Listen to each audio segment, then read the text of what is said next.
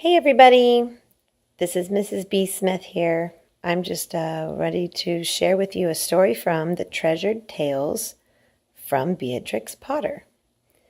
Beatrix Potter is an author from many years ago, more than 100 years ago, and she is also the illustrator. So several of these stories you know, like she wrote Peter Rabbit, The Tale of Peter Rabbit. She wrote Tale of Benjamin Button, and we will get to those another day. But today I'm going to read to you the tale of Mr. Jeremy Fisher. So let's get started. First, I'll let you look at the pictures. Once upon a time, there was a frog called Mr. Jeremy Fisher. He lived in a little damp house amongst the buttercups at the edge of a pond. The water was all slippy-sloppy in the larder and in the back passage, but Mr. Jeremy liked getting his feet wet. Nobody ever scolded him, and he never caught a cold.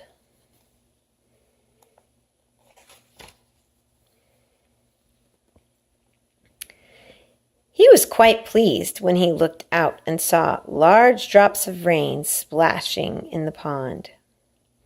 "I will get some worms and go fishing and catch a dish of minnows for my dinner," said Mr. Jeremy Fisher.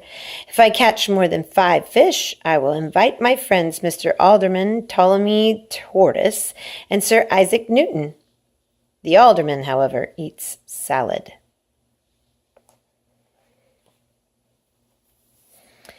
Mr. Jeremy put on a mackintosh and a pair of shiny galoshes.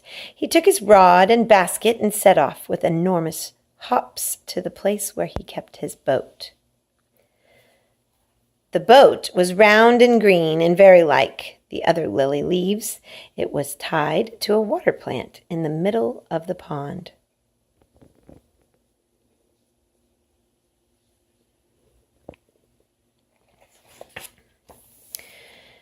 Mr. Jeremy took a reed pole and pushed the boat out into open water. "I know a good place for minnows," said Mr. Jeremy Fisher. Mr. Jeremy stuck his pole into the mud and fastened the boat to it. Then he settled himself cross-legged and arranged his fishing tackle.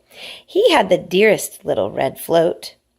His rod was a tough stalk of grass. His line was a fine white horsehair, and he tied a little wriggling worm at the end.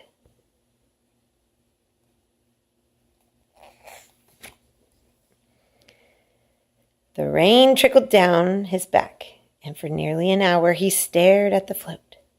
"This is getting tiresome. I think I should like some lunch," said Mr. Jeremy Fisher. See, there's his little float at the end of his line. And it's raining, can you tell?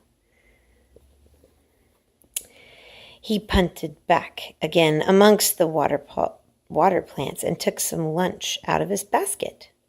"I will eat a butterfly sandwich and wait till the shower is over," said Mr. Jeremy Fisher.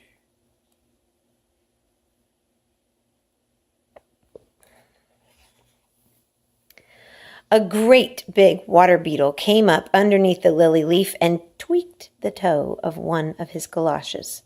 Mr. Jeremy crossed his legs up shorter, out of reach, and went on eating his sandwich. Once or twice something moved about with a rustle and a splash amongst the rushes at the side of the pond. "I trust that is not a rat," said Mr. Jeremy Fisher. "I think I had better get away from here."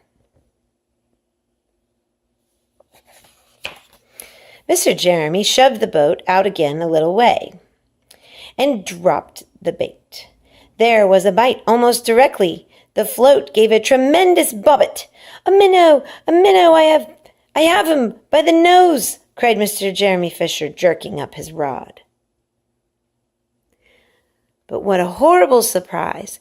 Instead of a smooth, fat minnow, Mr. Jeremy landed little Jack Sharp, the stickleback, covered with spines.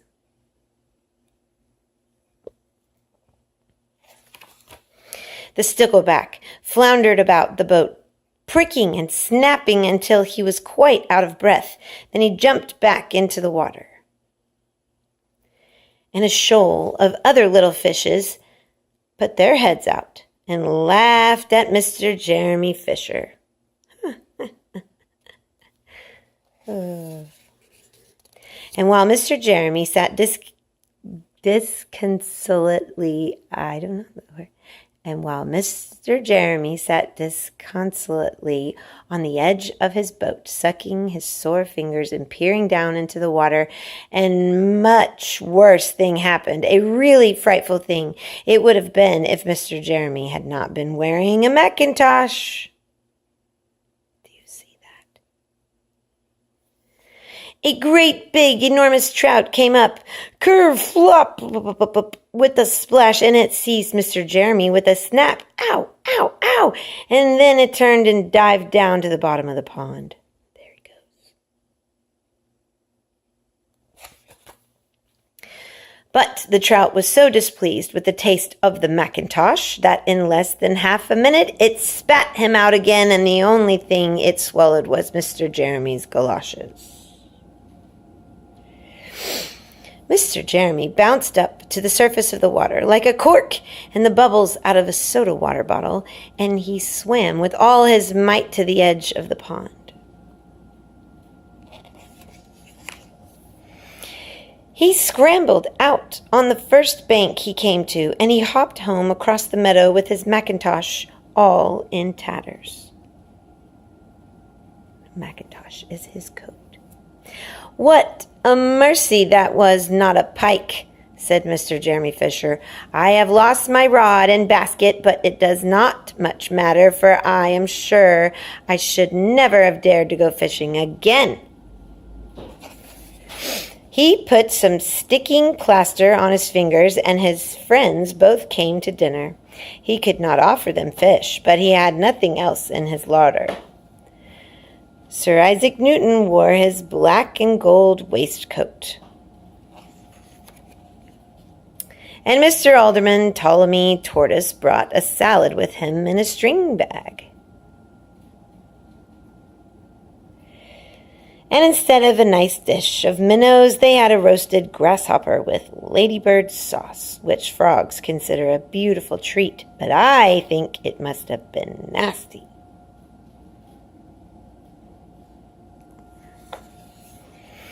The end. And maybe sometime next we will watch The Tale of Benjamin Button.